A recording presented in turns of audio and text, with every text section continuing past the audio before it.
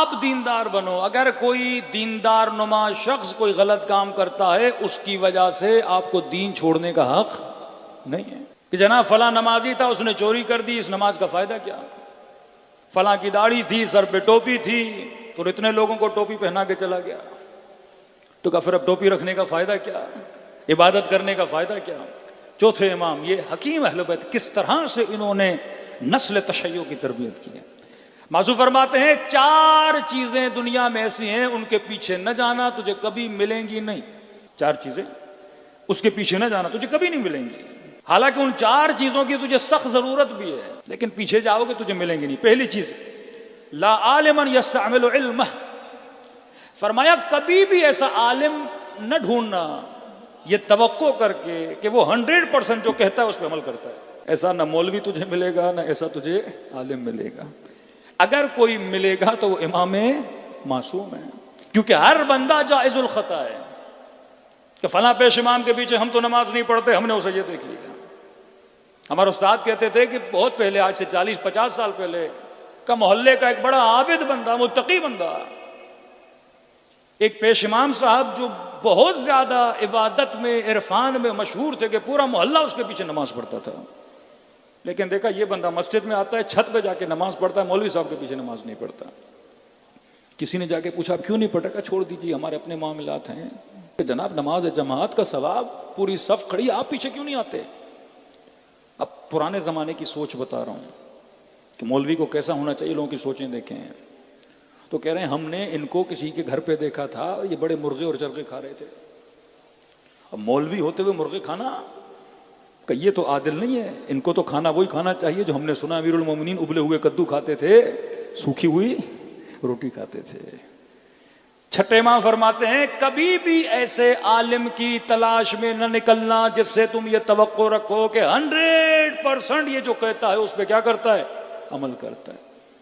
فرما نہیں, اگر مسجد میں پیش امام ہے, کوئی مولانا ہے کہ اچھی شہرت رکھتا ہے, تم اس پہ کیا کرو, عمل کرو, اس کی اقتدا کرو. لیکن جتنا ڈیپ کے اندر جاؤ گے تجھے کوئی عالم نہیں ملے گا. جب عالم نہیں ملے گا تو عالموں کا کنارہ کرنا چھوڑ دو گے, عالموں کے ساتھ رہنا چھوڑ دو گے, اور جب عالموں کا ساتھ چھوڑو گے تو علم کا ساتھ چھوٹ جائے گا, اور جب علم کا ساتھ چھوٹ جائے گا تو بے عمل ہو جاؤ گے. دوسری چیز فرماتے ہیں کہ عملاً بلا ریا, فرمایا ایسا عمل بھی نہ ڈھونڈو, ڈھونڈ ڈھونڈ کے تھک جاؤ گے کہ جس عمل میں ریا نہ ہو. ممکن ہی نہیں ہے کہ کوئی بندہ کہے میں نماز جماعت پڑھنے جا رہا ہوں, کہ آج کے بعد نہیں جاؤں گا. بھائی کیوں نہیں جاؤ گے؟ کہ محلے والے دیکھ رہے ہیں, کل بولیں گے یہ بڑا متقی ہے تو میں نماز جماعت نہیں جاؤں گا, ریا نہ ہو جائے. ہم تو گھر میں چھپ کے پڑھتے ہیں تاکہ عمل کیا رہے, خالص رہے. کہ نہیں, بعض عمل میں ریا ضروری ہے. جماعت میں جاؤ تاکہ دنیا دیکھے, جلوس میں آؤ تاکہ دنیا دیکھے, ماتم کرو تاکہ دنیا دیکھے, حسین حسین کہو تاکہ دنیا سنے اور دیکھے.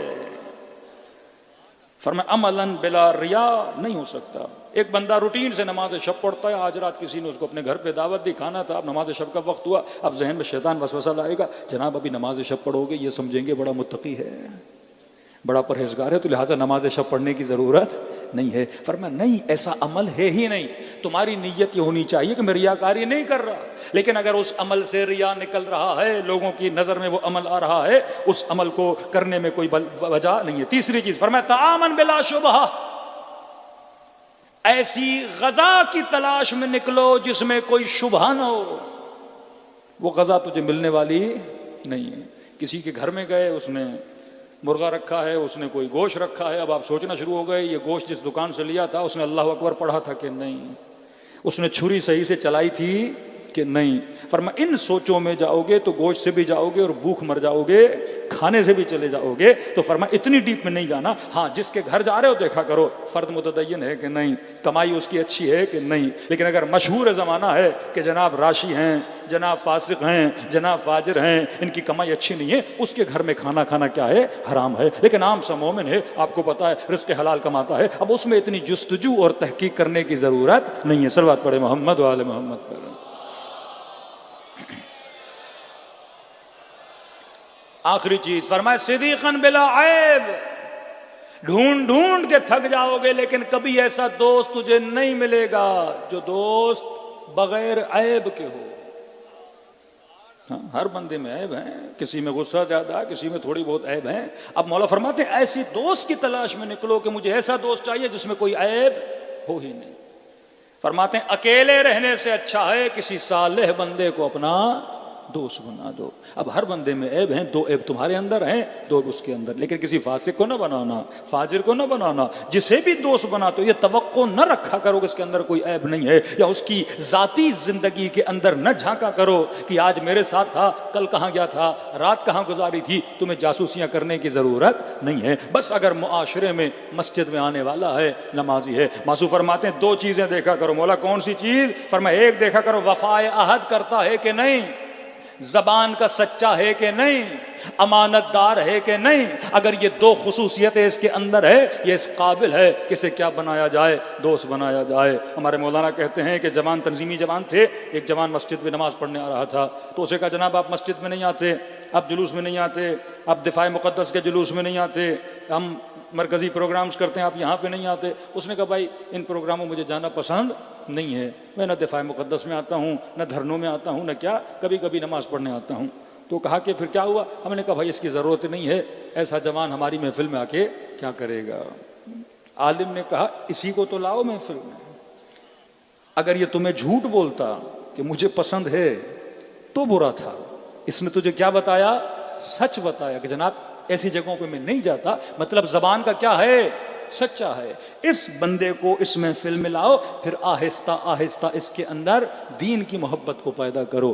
دین ایک دن میں کسی کو آپ دیندار نہیں بنا سکتے، آہستہ آہستہ بچوں کو محفل اہل بیت میں لایا جاتا ہے۔ وہاب قلبی بھی کرسچن تھا، کردار امام حسین سے حسینی بنا۔ جناب زہیر کو کتنی مرتبہ امام نے قاصد بھیجے، کتنی مرتبہ پیغامات بھیجے، لیکن آخری پیغام میں جناب زہیر بنا۔ تو ہر چیز کی ترکیب اہل بیت صلی اللہ علیہ وسلم فرمائی ہے۔ فرمایا اگر تو اپنا تعلق اللہ کے ساتھ صحیح کرے، خدا تمہارا تعلق بندوں کے ساتھ صحیح کر دے گا۔ کہ میرے چھٹے امام جعفر صادق علیہ الصلوۃ والسلام فرمایا کہ اگر مسائل ہیں، دنیاوی مسائل ہیں، رزق کے مسائل ہیں، اللہ کے ساتھ صحیح ہو جا، خدا تیرے یہاں کے سارے مسائل حل کر دے گا۔ ایک جوان تھا، امام کی خدمت میں آیا کہ مولا بڑی تنگی ہے، کل ایک واقعہ سنا، آج دوسرا سنا رہا ہوں۔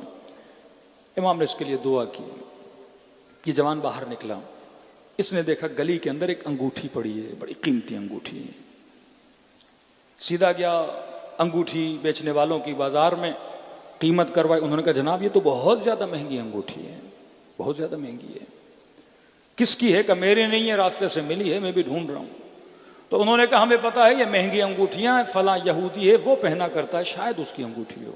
یہ اس یہودی کے پاس پہنچتا ہے، کہتا ہے یہ آپ کی انگوٹھی ہے؟ وہ نشانیاں بتاتا ہے، ہاں ہماری انگوٹھی ہے۔ یہودی پریشان ہوتا ہے، کہتا ہے اے جوان مسلم، اے جوان مومن، اے جوان متدین، پہلے یہ بتا کہ اگر کسی اور کو یہ انگوٹھی ملتی وہ سیدھا اپنی جیب میں رکھ کے چلا جاتا۔ کون سی چیز ہے جس نے تجھے میرے در پہ لایا؟ امانت داری، کہ تو نے اتنی قیمتی چیز مجھے آ کر واپس دی۔